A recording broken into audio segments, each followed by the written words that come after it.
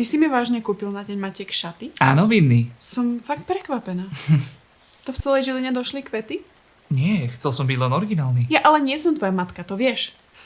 Aj keď sa väčšinu času tak cítim. Ale stala si sa matkou. Je to tvoj prvý deň matiek, chcel som len... Ale nie. Strašne si cením tú snahu trafiť môj štýl.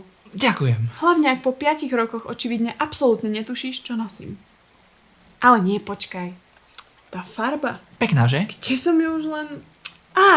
Rovnaké steny sú v čakárni u mojej pediatričky.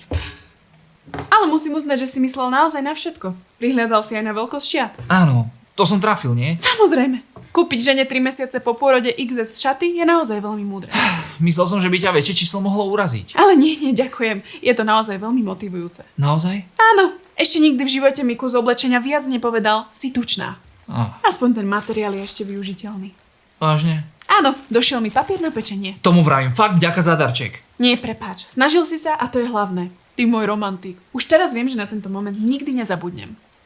Fakt? Lebo nie každý muž dokáže svojej žene kúpiť niečo, čo ju emocionálne zraní. OK.